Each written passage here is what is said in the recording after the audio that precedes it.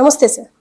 Sir ఇప్పుడు కోడికత్తి scene case అందరికీ తెలిసిన విషయమే, కానీ ఇప్పుడు ఆయనకి బెయిల్ వచ్చింది, అది కూడా కొన్ని కండిషన్స్ మీద అని చెప్పి అంటున్నారు. ఆ కండిషన్స్ ఏంటి సార్? కండిషన్స్ చెప్పుకునే ముందు ఈ కేసు ఏంటి, బెయిల్ రావడాన్ని ఆనందించాలా లేకపోతే బాధపడాలా, ఈ విషయాల గురించి మాట్లాడదాం. ఎందుకంటే ఇది 2018 అక్టోబర్ 25న విశాఖ ఎయిర్పోర్ట్లో జగన్ మీద ఒక అటాక్ జరిగింది. సో కోళ్ళకి కట్టే కత్తితో ఈ జనుపల్లి శ్రీనివాస్ అనే అబ్బాయి అటాక్ చేశాడు. అతను అక్కడ హర్షవర్ధన్ అని తెలుగుదేశానికి సంబంధించిన అతని రెస్టారెంట్లో పనిచేశాడు. మామూలుగా ఎవ్రీ ఫ్రైడే జగన్ హైదరాబాద్కి కోర్టుకు రావాల్సిన పరిస్థితి. అప్పుడు పాదయాత్ర చేసేవాడు. ఆ క్రమంలో ఆ రోజు ఫ్రైడేకి అటెండ్ అవ్వడానికి బయలుదేరుతున్నప్పుడు లౌంజ్లో కూర్చున్నప్పుడు ఈ అబ్బాయి వెళ్ళి టీ ఇవ్వడానికి వెళ్ళి, సార్ మీకు 160 సీట్లు వస్తాయి సార్ అని చెప్తే జగన్ నవ్వాడు. సెల్ఫీ తీసుకుంటాను సార్ అన్నాడు. సో తను ఓకే అన్నాడు. ఈ లోపల సడన్గా జోబులోంచి కత్తి తీసి అతన్ని మెడ మీద పొడవబోతే జగన్ అడ్డుపడినప్పుడు భుజం మీదకి తగిలింది. బేసిక్గా సంఘటన ఇది. దాని తర్వాత అప్పట్లో తెలుగుదేశం ప్రభుత్వం ఉంది, వాళ్ళు రకరకాలుగా ఇతను జగనే అభిమాని అని, జగనే చేయించాడని ఒక పుకారు క్రియేట్ అయింది.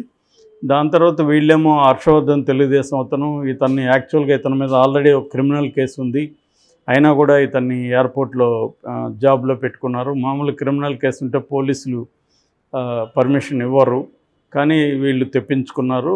అట్లాగే అశోక్ గజపతిరాజు ఏవియేషన్ మినిస్టర్గా ఉన్నప్పుడు ఆయన ఆధ్వర్యంలోనే ఆ రెస్టారెంట్ పర్మిషన్ కూడా వచ్చింది. సో ఇదంతా ప్రీప్లాన్డ్గా తెలుగుదేశం చేయించింది అనేది వైసీపీ ఆరోపణ. దానికి తెలుగుదేశం వాళ్ళు ఏంటంటే ఇదంతా కూడా బీహార్ అతను ప్రశాంత్ కిషోర్ డ్రామా. ఎలక్షన్ల ముందు అతను చాలా రాష్ట్రాల్లో కూడా ఇలాగ చేయించాడు సింపతి కోసం అనేది ఒక వెర్షన్. ఏదేమైనా ఎవరు చేయించారనేది పక్కన పెడితే రాష్ట్ర ప్రభుత్వమే దీని మీద ఎంక్వైరీ స్టార్ట్ చేసింది. బట్ జగన్ ఏమో నాకు పోలీసుల మీద నమ్మకం లేదు అని చెప్పి ఎన్ఐఏకి అప్పగించమని డిమాండ్ చేశాడు. అతని డిమాండ్కి తలకి కేంద్ర ప్రభుత్వం ఎన్ఐఏకి అప్పగించింది. ఎన్ఐఏ అప్పటి నుంచి దీని మీద చేస్తుంది. సో ఎన్ఐఏ కూడా ఛార్జ్షీట్ ఫైల్ చేసినాక కూడా ఎన్ఐఏ ఏం చెప్పిందంటే ఈ జనుపల్లి శ్రీనివాసు హత్య చేద్దామనే ఉద్దేశంతోనే జగన్ మీద అటాక్ చేశాడు. అయితే అతన్ని తెలుగుదేశం కానీ ఇంకొకరు కానీ ప్రేరేపించలేదు, వాలంటరీగానే చేశాడు. దానికి జనుపల్లి చెప్పింది కూడా ఏంటంటే నేను హత్య చేయాలనుకోలేదు, ఆయన మీద కత్తితో మాత్రం దాడి చేద్దామని అనుకున్నాను. దానికి కారణం ఏంటంటే నేను సింపతైజరు, ఆయన మీద దాడి చేస్తే సింపతి వస్తుంది, తనకి ఆ రకంగా ఎన్నికల్లో గెలుస్తాడు, ఎందుకంటే 2014లో ఓడిపోవడం నాకు బాధేసింది, దాని తర్వాత ఈసారి కూడా ఓడిపోకుండా ఉండాలంటే ఆయనకి సింపతి రావాలి అనే యాంగిల్లోంచి నేను చేశాననేది ఆ అబ్బాయి చెప్పినట్టుగా వచ్చింది. అయితే అతను మీడియా ముందు అయితే ఏం మాట్లాడలేదు, ఎందుకంటే అప్పటి నుంచి ఇప్పటి వరకు 5 ఏళ్ళ నుంచి జైల్లో ఉన్నాడు. మధ్యలో 3 నెలలు బెయిల్ వచ్చింది, మళ్ళీ ఎన్ఐఏ బెయిల్ క్యాన్సిల్ చేయించింది, మళ్ళీ లోపలికి వెళ్ళిపోయాడు. సో అసలు 5 ఏళ్ళుగా ఒక ముద్దాయికి బెయిల్ రాకుండా ఉండడం అనేది మనం చూసాం. చంద్రబాబు కేసులో 52 రోజులు ఉన్నప్పుడే దేశమంతా దాని చుట్టూ తిరిగింది ఆ కేసు. ఆయన్ని ఇంతకాలం జైల్లో పెడతారా అని. కరెక్ట్గా పెట్టకూడదు. ఆయన విషయంలో కూడా వాళ్ళు చేసిన ఆందోళన కానీ వేసిన ప్రశ్నలు కానీ కరెక్టే. ఎందుకంటే మామూలుగా బెయిల్ ఎప్పుడు ఇవ్వకుండా ఉంటారంటే అతను ముద్దాయి అమ్మాయి కానీ అబ్బాయి కానీ తను దేశం వదిలి పారిపోతారని కానీ, లేదా సాక్షుల్ని బెదిరిస్తారని, సాక్షి ఆధారాలని తారుమారు చేస్తారని. ప్రధానంగా ఈ గ్రౌండ్స్ మీద బెయిల్ ఇవ్వకూడదు అనేది. అది కూడా ఎక్కువ కాలం కాదు, 90 రోజుల లోపల ఛార్జ్షీట్ వేయకపోతే బెయిల్ ఇచ్చేయాలని కూడా ఉన్నాయి. కానీ వందల వేలాది కేసుల్లో ఇవేవి ఫాలో కావట్లేదు.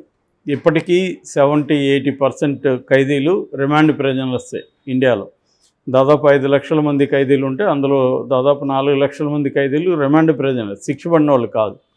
సో మన జైళ్ళన్నీ వాళ్ళతోనే నిండిపోయి ఉంటాయి. మామూలు చిన్న నేరం చేసిన వాళ్ళు కూడా సంవత్సరాల తరబడి జైల్లో ఉన్న సందర్భాలు ఎన్నో ఉన్నాయి. అంటే కోర్టులు కూడా మనం చెప్పుకోవడానికి అందరికీ న్యాయం ఒకటే, అందరూ సమానమే న్యాయం ముందు, ఇవన్నీ మాట్లాడతాం. కానీ వాటికంటే బూత్ పదాలు ఇంకో వేరే ఉండవు. ఎందుకంటే ప్రాక్టికల్గా అలా ఉండదు. ఎవరికి డబ్బు పరుగుబడి ఉంటుందో వాళ్ళు బెయిల్ తెచ్చుకోగలుగుతారు, పెద్ద లాయర్లను పెట్టుకోగలుగుతారు. కోర్టులు కూడా పెద్ద లాయర్లు మాట్లాడినప్పుడు ఒక రకంగా రెస్పాండ్ అవుతాయి, చిన్నవాళ్ళు చేసినప్పుడు ఒక రకంగా రెస్పాండ్ అవుతాయి. అందుకని లాయర్లకు లేకపోతే అంతంత ఫీజులు ఎందుకు ఉండాలి, గంటలకి కోర్టులు తీసుకునే లాయర్లు ఎందుకున్నారు అంటే వాళ్ళ ద్వారా వెళితే కోర్టులు కూడా వాటిని వేరే రకంగా ట్రీట్ చేస్తాయనే కదా క్లియర్గా అదే అందులో అర్థం ఉంది. సో అట్లా ఈ అబ్బాయికి అనామకంగా ఉండడం, ఎవరు లేరు, పేద దళిత కుటుంబం. సో ఈ అబ్బాయి తరపున ఎవరు డబ్బులు పెట్టి ఖర్చు పెట్టి పెద్ద లాయర్ని పెట్టుకునే పరిస్థితి లేదు. అందుకని ఈ అబ్బాయికి బెయిల్ రాలేదు. రెండో కారణం ఏం చెప్తున్నారంటే జగన్ వచ్చి అంటే విక్టిమ్ ఎవరైతే ఉన్నారో అతను వచ్చి వాంగ్మూలం ఇవ్వాలి, అతను ఇవ్వట్లేదు.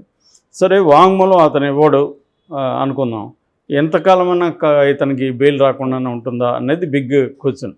సో ఈ రకంగా అతన్ని జైల్లోనే మగ్గేటికి చేస్తే శిక్ష పడినా కూడా 7 ఏళ్ళు 10 ఏళ్ళు మ్యాక్సిమం పడవచ్చు అతనికి. ఎందుకంటే అటెంప్ట్ మర్డర్ తప్ప అది మర్డర్ కూడా కాదు, మ్యాక్సిమం అంత కూడా పడదు. 7 ఏళ్ళు 8 ఏళ్ళు పడినా కూడా సత్ప్రవర్తన కింద 4-5 ఏళ్ళకి బయటకు వదులుతారు. శిక్ష పడకుండానే అతను 5 ఏళ్ళు గడిపేశాడు. రేపు ఇతను అమాయకుడని తేలింది అనుకోండి రేపు కోర్టులో, అప్పుడు ఈ 5 సంవత్సరాలు ఎవరు ఇస్తారు అతనికి?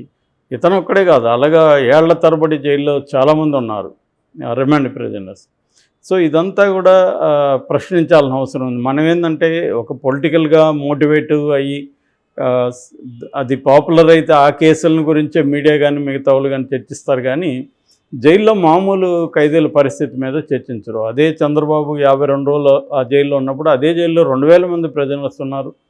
అందులో దాదాపు 1000 మంది ప్రిజనర్స్ పైన రిమాండ్ ప్రిజనర్స్. మరి వాళ్ళ పరిస్థితులు ఎలా ఉన్నాయి, అసలు మిగతా ఖైదీల పరిస్థితి ఎలా ఉన్నాయి అనేది ఎవరూ పట్టించుకోలేదు. ఏ విలేకరి వెళ్ళి మిగతా ఖైదీల పరిస్థితి ఎలా ఉంది, చంద్రబాబుకి అక్కడ దోమలు ఉన్నాయని వేడి నీళ్ళు లేవని దీని మీద చర్చ జరిగింది, కానీ మిగతా ఖైదీల పరిస్థితి అదే జైల్లో ఒక ఖైదీ పరిగెత్తున్నప్పుడు పడిపోయినప్పుడు అతనికి మొత్తం దవడంతా ఇదైపోతే అతనికి ఇమీడియట్ ట్రీట్మెంట్ దొరకలేదు, తీసుకెళ్ళలేదు అదే జైల్లో అదే టైంలో. సో అలా ఉంటుందన్నమాట మామూలు ఖైదీల పరిస్థితి. దానికి ఒక లేటెస్ట్ ఎగ్జాంపుల్గా ఈ జునుపల్లి శ్రీనివాస్ ఎపిసోడ్ మనం చెప్పుకోవచ్చు. అంటే మన వ్యవస్థలన్నీ కూడా ఒక పేద ప్రజల పట్ల దళితుల పట్ల ఎలా వ్యవహరిస్తాయనే దానికి జునుపల్లి శ్రీనివాస్ ఎగ్జాంపుల్. సో జగన్ కూడా తను ఒక దళితుడు, తన మీదే దాడి చేసి ఉండొచ్చు, తన మీద కోపం కూడా ఉండొచ్చు, కానీ న్యాయ వ్యవస్థని గౌరవించి లీగల్గా ఏదైతే మామూలుగా ఒక సొల్లు మాట్లాడుతుంటారు ప్రతిసారి, law will take its own course అని, చట్టం తన పని తనకి చేసుకుపోతుంది. మరి చట్టం తన పని చేయాలన్నా కూడా అతను వచ్చి వాంగ్మూలం ఇవ్వాలి, కనీసం నేను పర్సన్గా రాలేను అని వీడియో దీంట్లో రిక్వెస్ట్ చేయడము, ఏదో ఒకటి చేయాలి, లేదా అతనికి బెయిల్ ఇవ్వడానికి నాకు అభ్యంతరం లేదని చెప్పాలి, నో అబ్జెక్షన్ ఇవ్వాలి యాక్చువల్గా. అది ఇవ్వకుండా జగన్ అతన్ని వేధిస్తున్నాడు. దానికి ప్రధాన కారణం అంటే ఎన్నికల వరకు దీన్ని లాగాలి, ఎన్నికలప్పుడు దీన్ని మళ్ళీ ఏమన్నా ఉపయోగించుకోవాలి మనం అన్న యాంగిల్ జగన్లో కనబడుతుంది. సో ఇది దీనివల్ల అన్యాయంగా ఒక అబ్బాయి 5 ఏళ్ళుగా జైల్లో ఉన్నాడు. వాళ్ళ తల్లిదండ్రులు కూడా చాలా బాధల్లో ఉన్నారు. వాళ్ళ మదరు, ఆ మధ్య వాళ్ళ బ్రదరు, ఆమె సావిత్రి, వాళ్ళ బ్రదర్ ఇద్దరు కూడా నిరాహార దీక్ష కూడా చేశారు. ఏదైతే మొత్తానికి ఇతనికి కనీసం ఇప్పుడన్నా కరుణించి హైకోర్టు బెయిల్ ఇచ్చింది. యాక్చువల్గా ఎన్ఐఏ కోర్టుకి వేస్తే ఎన్ఐఏ కోర్టు ఇవ్వలేదు. మన దేశంలో ఎలా ఉంటాయంటే ఎన్ఐఏ కోర్టు, సిబిఐ కోర్టు ఇలాంటి ప్రత్యేకమైన ఇన్వెస్టిగేటివ్ ఏజెన్సీలకు అనుబంధంగా ప్రత్యేక కోర్టులు ఉంటాయి. అవి మరింత స్ట్రింజెంట్గా ఉన్నట్టు కనబడతాయి ముద్దాయిల పట్ల. ఈవెన్ వివేకానంద రెడ్డి హత్య కేసులో కూడా వాళ్ళందరికీ బెయిల్ రాలేదు. ఒక అవినాష్ రెడ్డి బయట తిరుగుతున్నాడు, ఇతను అప్రూవర్గా మారాడు కాబట్టి దస్తగిరి బయట ఉన్నాడు. ఆ 806 మంది ఇంకా జైల్లోనే ఉన్నారు వాళ్ళు కూడా. సో వాళ్ళు ముద్దాయిలా కాదా, నేరం చేశారా లేదా అనేది ఏమీ తెలియకుండానే వాళ్ళు సంవత్సరాల నుంచి జైల్లో ఉన్నారు. సో ఇటువంటి ఒక కండిషన్ జైళ్ళకి సంబంధించి మారాలి. సో అట్లాగే కోర్టుల్లో కూడా ఒక రిచ్ అండ్ పవర్ఫుల్ వాళ్ళకి ఒక న్యాయంగా కనబడకూడదు పేద ప్రజల్లో. సో ఇది కనబడినప్పుడు ఏమవుతుందంటే సామాన్య ప్రజల కోర్టుల మీద, లీగల్ సిస్టమ్ మీద నమ్మకం పోయినప్పుడు క్రైమ్స్ మరింత పెరుగుతాయి. ఎలాగో మనకు న్యాయం జరగదు, మనమే న్యాయం చేద్దామని. సో ఏదేమైనా దీన్ని మంచి ప్రవర్తన కింద చేశారు. అయితే కండిషన్ వచ్చి అన్ని పెద్ద కండిషన్లు ఎవరి ఫ్రైడేకి ఎవరి సండేకి అతను ముమ్మడివరం పోలీస్ స్టేషన్ వెళ్ళి సంతకం చేయాలి. తర్వాత 25,000 పూచికత్తు, 2 షూరిటీలు. తర్వాత అతను ఈ కేసు గురించి ఎక్కడ మీడియాతో కానీ ఎక్కడ మాట్లాడకూడదు, ఎటువంటి ర్యాలీల్లో కానీ వాటిలో పాల్గొనకూడదు. ఇది అతనికి ఇచ్చిన కండిషన్స్.